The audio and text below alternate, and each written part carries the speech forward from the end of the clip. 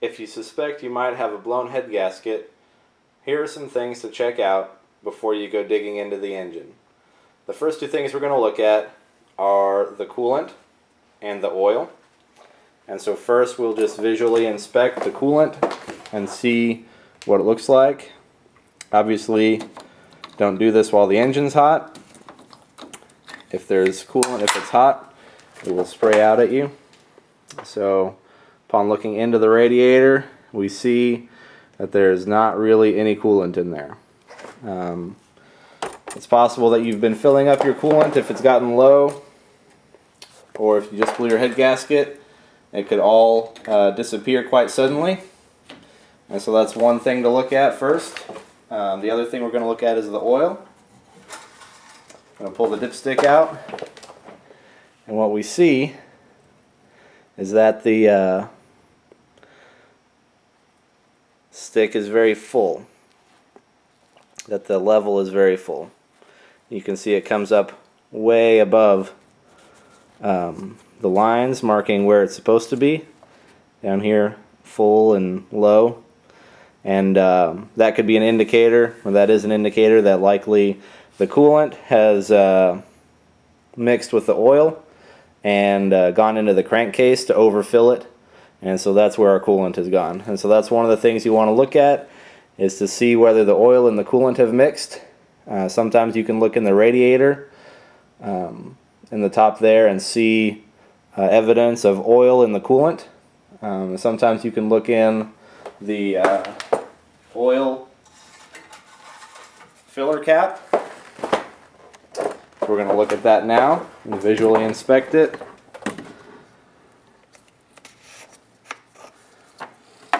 And you'll see it's not perfectly clean. It doesn't look terrible. But it looks, what you're going to notice if there is evidence is kind of a creamy or a sludgy buildup. And there is, I don't know, a tiny bit of that here. It doesn't look perfectly clean or perfectly oily in there. And so that is another indicator that the coolant and the oil have mixed. And that's step one in identifying and replacing a blown head gasket. To begin our tear down and head gasket replacement, we're going to drain the fluids, oil, draining the oil, coolant, draining what we can out of the radiator and most of the cooling system. And then we're going to disconnect the battery cables.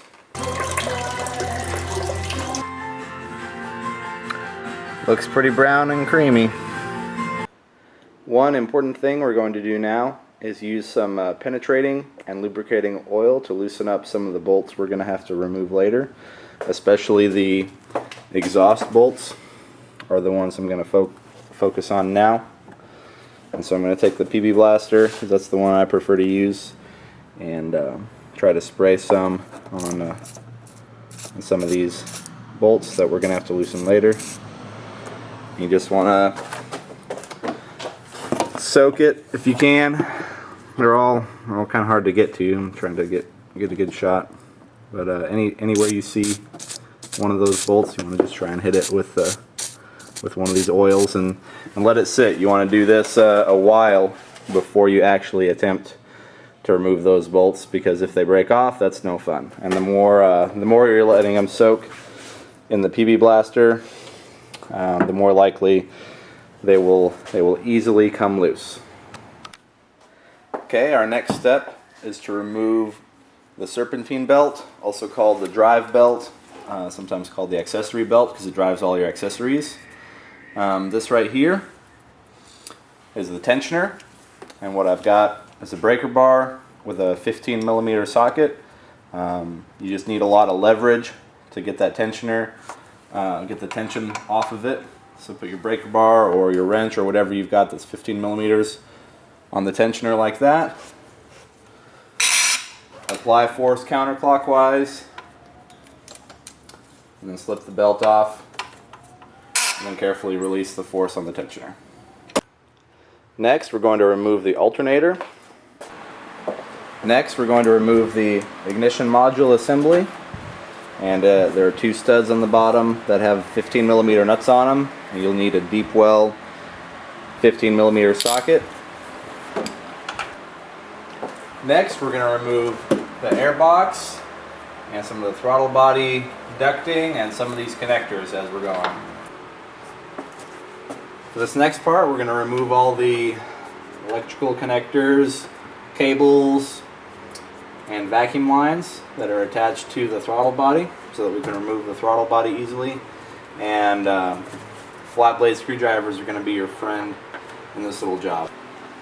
Viewing from the other side, you've got the throttle body and the throttle body cables right there. You've got one is the actual throttle, the other one is the cruise control cable. Next, we're going to remove the bolts to take off the throttle body. So there's going to be one 10mm bolt on the top and two on the bottom. The first one on the bottom is back here. The second one on the bottom is right there.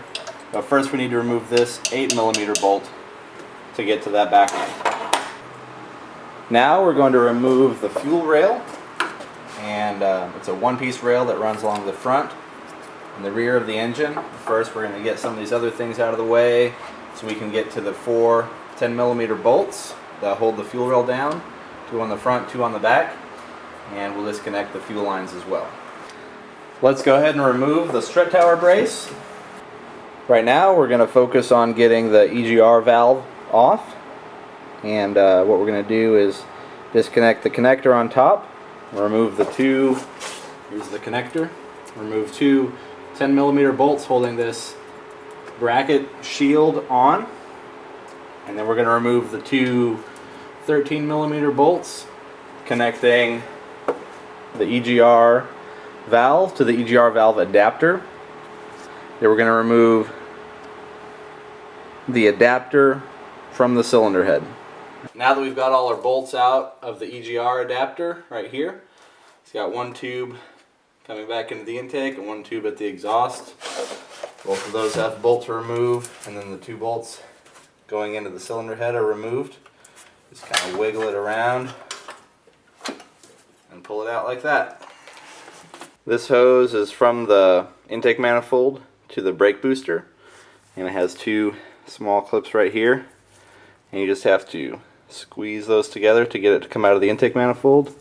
And on the other end you just pull it out of the 90-degree angle adapter that goes into the brake booster. Next we're going to try removing the upper intake manifold. It's this black composite piece, and it's got 3 bolts on the front right here, 3 on the back, then one more right here, and then a nut right here. And those are the ones we're going to loosen right now. After you take off your upper intake manifold and upper intake manifold gasket, you'll probably see some fluid around the intake runners here in this area. My fluid level was almost up to the gasket mating surface, and that's a combination of oil and coolant or water, moisture, and that's pretty common. The upper intake manifold gaskets are notorious for being a bit leaky, and so you want to remove as much of that as you can, or at least a lot of it. And we're going to use a suction thingy and a little bowl, and just I've already done quite a bit of it. But there are 2 bolts. You can see one of them right there. There are 2 bolts holding the intake manifold down, the lower intake manifold. And so what we need to do is try to get that fluid out so we can get to those bolts.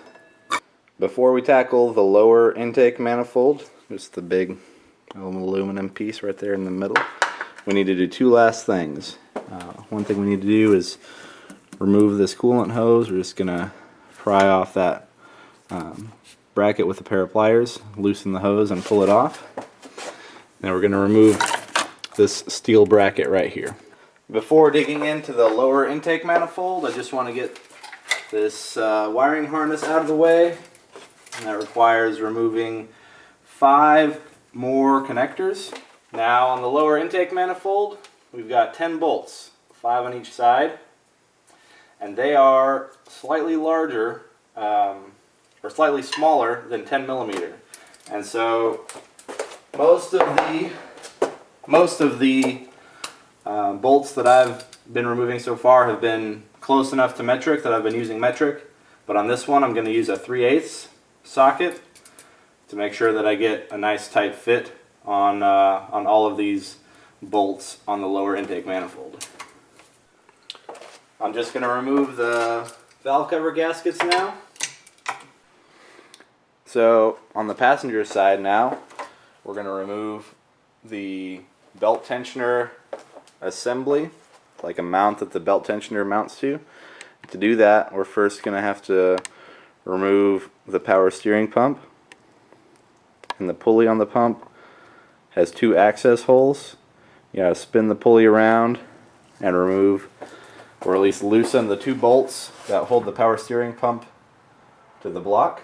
And so I've already done that, removed those 2 bolts right there, one at the bottom, one at the top. It's going to move the power steering pump out of the way. And then there are going to be 2 bolts holding on this assembly. We'll remove both of those, one at the back and one right here, right at the bottom below the tensioner. Then you'll remove this bolt, both of those are 8mm. These other ones down here were 13mm. So after you remove the bolts holding those hoses on, you pull those out. Those are the heater hoses. Pull those out, get those out of the way, and then wiggle this thing out a little bit and pull it away from the engine. Now we're going to finally remove this lower intake manifold. And mine was pretty sticky, pretty stuck down. The gasket was kind of frozen, had the manifold frozen on there. So if you can just get some leverage either under this side or under this side, what I ended up doing was getting leverage under this little piece right here and lifting up like that to get the intake manifold loose. So once it's loose, lift it off like that. Next, we want to remove this crossover pipe. So it goes from this front manifold to the rear manifold. It's going to have 2 bolts on the front, right there and right there, and then 2 nuts or bolts on the back, the top, and then 1 on the bottom. Next, we're going to remove the rocker arms and push rods underneath the rocker arms from the front cylinder head. It's important when you remove the rocker arms and the push rods that you keep them in the same order so that when you reinstall them you can put them back in the same place. If not, excessive wear can happen on both the rocker arms and on the push rods. So you just want to keep them in a box or in a place where they're ordered and numbered, where you're not going to lose track of which one's which. Now we're going to remove the 4 cylinder head bolts in the middle here. They're 14mm, and when we're loosening them we want to make sure and loosen the outside ones first. What we're going to do next is remove this exhaust manifold so that we can get to the other bolts underneath here that hold the cylinder head down. You need to remember again, these nuts holding the exhaust manifold on are 1/2 inch.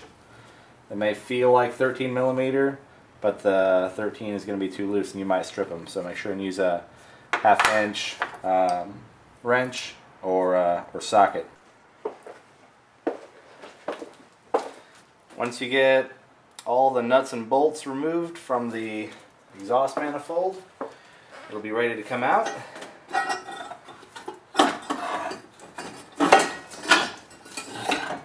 Just like that.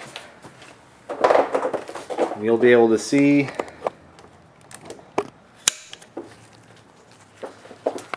the other 4 cylinder head bolts there underneath where the exhaust manifold was. And that's what we're going to remove next.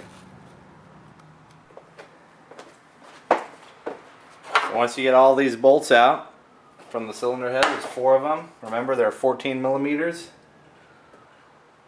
We've got 2 here that are almost all the way out. Once you get those 4 out, you'll have the cylinder head on there and it'll be ready to come off. What you'll probably want to do is leave these studs on there and use a lot of force to get the cylinder heads off, and then you'll be able to pull them right off like this. Here we're cleaning the old head with a wire wheel and an air tool. And this assembly is moving along here. We're now working on the rear head. We have tied up all the wiring here with a bungee cord just to get everything out of our way. We are removing the exhaust manifold back here, which runs to the head. We've removed the rocker arms and push rods and organized them in a piece of styrofoam here so we know where everything goes when we're putting it back together. And then we should be almost ready to remove the head. And here we're cleaning all the correlating mating surfaces on the block itself. Of course, you want to be very careful, make sure you don't get any debris anywhere inside of the valley, and just try to keep things masked off as you're cleaning things. A razor blade scraper or wire brush works great too. Whatever tools you have available, you just want to get those surfaces as absolutely clean as possible. And here we are removing the head bolts, getting ready to remove the head itself. Here we have the rear head removed, and we're continuing to clean all of our mating surfaces, making sure that everything is as clean as possible. Make sure we get a good seal on the new head gasket. And we've finished cleaning all of our mating surfaces on the top and the bottom of the heads, and the top and the bottom of the intake manifold. And we've reinstalled those heads, and we now have the lower intake manifold gaskets laid out. The next step is actually going to be to reconnect the exhaust in the back here, which we disconnected to pull the rear head, and then proceed with the intake manifold installation. The reinstallation of the heads is very straightforward. You're going to want to use a new set of bolts. Those bolts are one-time use only. There's the short set, which is used on the bottom, and the long set that's used on the top. And you want to install them first just finger tight, and then tighten them to 37.5 foot-pounds, and then an additional 1/4 turn after they've all been torqued to 37 foot-pounds using a torque wrench, which you see there. And you're going to want to torque them from the inside out. So first this bolt, then this bolt. Well, actually, I think they recommend this bolt down here, then this bolt, then this bolt, then this bolt, then moving to the outside bolts down here, up here, over here, and down here. So we're going to get all the exhaust hooked up in the back, and then we're going to proceed with our intake manifold installation. And that's very straightforward as well. We just need to seat it in there and reinstall the bolts, and then install some RTV along the wall here between the two sides of the intake manifold, just like a 5mm bead of RTV going back and forth that should be supplied in your kit. And now we have the front exhaust manifold installed along with the crossover pipe, and we're ready to reinstall our push rods and rocker arms. And if you follow the instructions, you're going to have your push rods and rocker arms laid out. You can see we've got the front left bank here going from 1 to 6 for each rocker arm and push rod, because they might wear differently, and you want to make sure that you get the exact same rocker arm and push rod combinations at the correct points. So we're going to install the push rods, rocker arms, and get all the bolts on there finger tight, then crank them down to 168 inch-pounds plus an additional 30 degrees. And here we have the side gaskets and RTV in the corners there set up along with the front and rear gaskets. And now we're ready to just drop the lower intake manifold into place. And you want to make sure you get that exactly into place, line it up with the marks where the valve cover gaskets used to be and where the intake manifold used to be. Then just line up the bolts and get them finger tight, and then we're going to go back through and torque them down to 64 inch-pounds. And with the lower intake manifold in place, we're ready to start laying in the bolts. You want to coat them with pipe thread sealant, And just like the heads, we're going to work our way around the inside and then around the outside. And we're going to just start out with just finger tight, then about 60 inch-pounds, which is a very light spec. It just barely registers on my torque wrench. And then 115 inch-pounds, which is also a very light torque spec. And after we have those intake manifold bolts finished, you want to reinstall your valve covers with your new valve cover gaskets for the nuts and the sealing surface. And we're just finishing torquing down the valve covers. There's no particular torque spec for those. You're screwing into iron heads, so it's not as sensitive. And then with the intake manifold and valve covers installed, we're ready to install the power steering pump. And we have the accessory bracket installed, and we're connecting up these coolant lines in the back, and then we're ready to install the power steering pump right there, and then the alternator on top of it, just in the exact reverse order of disassembly.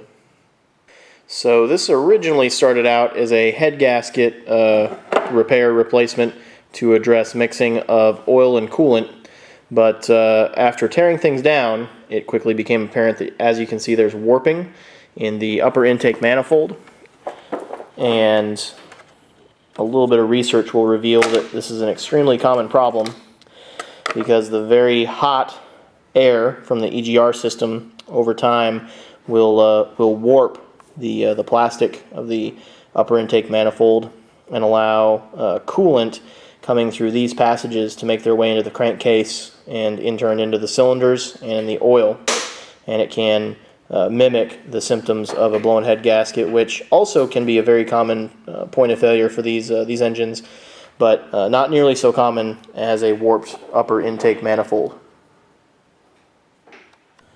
And we're getting ready to install the new upper intake manifold, which in our case was a little bit warped in the area surrounding the EGR port, which is an extremely common point of failure on these motors.